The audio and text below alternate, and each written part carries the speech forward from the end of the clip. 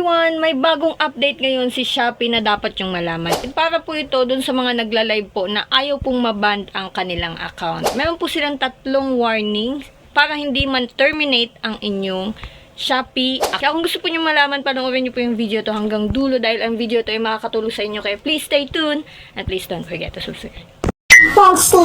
Meron ngang important update si Shopee Live Policy at Community Guidelines na dapat yung malaman. Panoorin mo ito kung ayaw mong magkaroon ng penalty or deletion.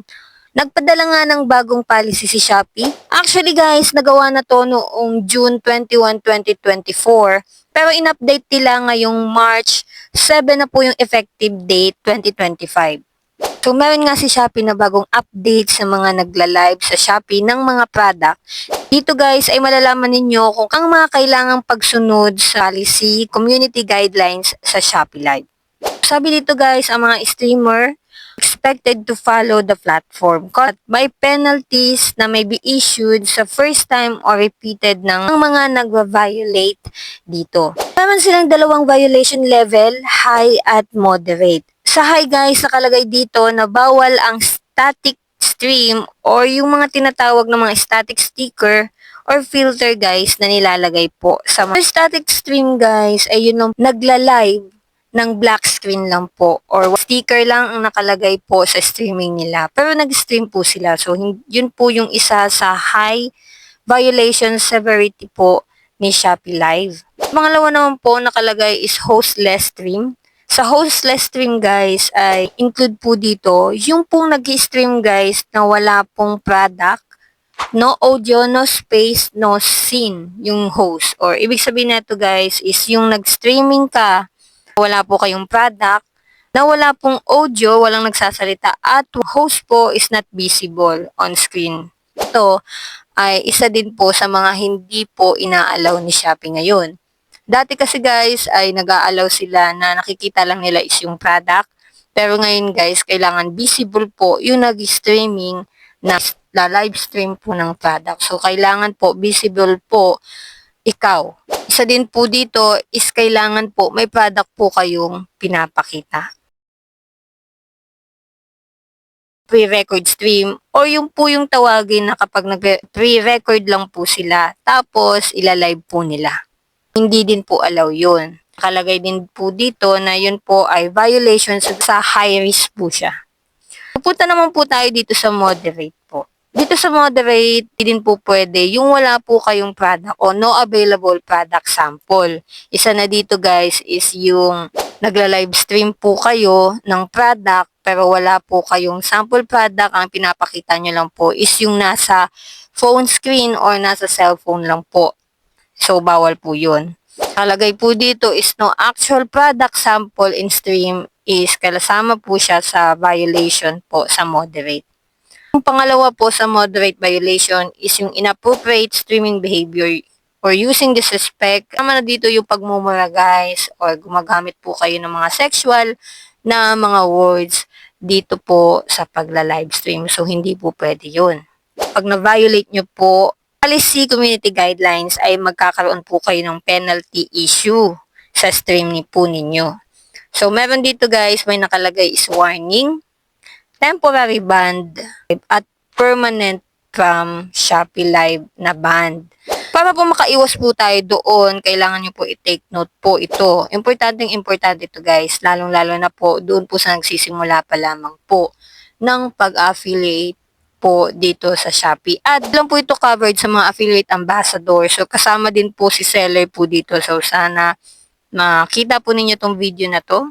So, dagdag pa dito guys, lahat po ng mga streamer are carefully review yung Shopee Live community guidelines po nila to understand yung action and content na ginagawa nila para ma-avoid din po yung mga violation. Dagdag pa dito, lalo na doon sa mga seller are required to place listing under the correct category. To ensure lang guys na alam po ng buyer kung ano po yung bibilhin po nila. So sa mga seller guys, kapag nag-placing kayo ng mga product under sa wrong category, sana hindi nyo gawin to. Kasi ang result neto guys is deletion, penalty points, or live stream termination, or removal po. So, pwede din pong magkaroon kayo ng account suspension kapag hindi nyo po sinunod yung tamang listing po ng categories po dito. At sa mga affiliate live streamer naman po who are miscategorize yung SKU o yung product will be subject to live stream termination and Shopee Live feature removal. So, paano mo malalaman? O anong mangyayari kapag hindi po kayo nag-follow sa community guidelines po sa Shopee Live? Ito po yung mangyayari po. Sa account po ninyo, nag-violate po kayo sa Shopee Live community guidelines. May receive po kayo na ganito guys, warning. Ito po yung unang warning po ni Shopee Live kapag kayo po ay nag-undergo ng violation. Yung po yung mga first timer lang po ito. Ito yung makikita nila kapag kayo po ay nag-violate sa mga first timer po. Sa pangalawang violation guys, ito na po yung makikita po ninyo. So, dinidelete na po agad nila yung live stream po ninyo dahil nag-violate nga po kayo. Since na may warning na po kayo nung una at nag-violate uli po kayo, ito na po yung makikita nyo. You can show the stream on the shop page because of the forced termination. So, ito pumapasok yung temporary termination, guys. Ito na uling na-receive na ganito. So, pangalawa nyo na pong attempt to. At guys, kapag pangatlong attempt niyo na may mali pa rin or may wrongdoing pa rin po kayo. So, makaka-receive po kayo ng notification nila. Ito po yung makikita po ninyo kapag nakaka-receive po kayo ng notification coming from the Shopee po. So, Shopee Live feature, you are restricted on using Shopee Live due to traffic cheat detected in your stream. Visit our education article to review your Shopee Live violation. So, ito po yung marireceive ninyo kapag hindi po kayo sumunod sa community guidelines po nila. So, meron pong warning, temporary ban from Shopee Live at permanent ban from Shopee Live. Ngayon, ang tanong, dito guys, kapag kayo po ay may warning, 3 to 7 days pa yung pwede. Pero kapag may severe violation po kayo na na-identify ng Shopee guys, it will cause ng permanently ban kapag yung po yung severe na po talaga. So, kapag warning guys, pwede pa. Pwede nyo pang magamot. Pero guys, kapag repeated na siya at severe violation na po yung ginagawa po ninyo, immediately ban at permanent ban na po talaga. So, huwag nyo nang paabuti na ganito ang mangyari. At least aware po kayo sa mga roon ng ganitong violation or maagapan po ninyo kapag kayo po ay magla-live stream sa Shopee. Ngayon guys, ano yung sample na kapag naban ka na talaga sa Shopee Live feature ninyo?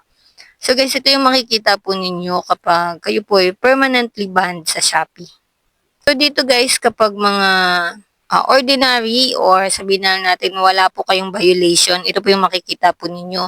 Include po si live stream sa mga option. Pero guys, kapag kayo po ay may violation guys at hindi sumunod at na-terminate na po yung inyong Shopee Live, ito na po yung makikita nyo. So wala na po siyang option na live stream.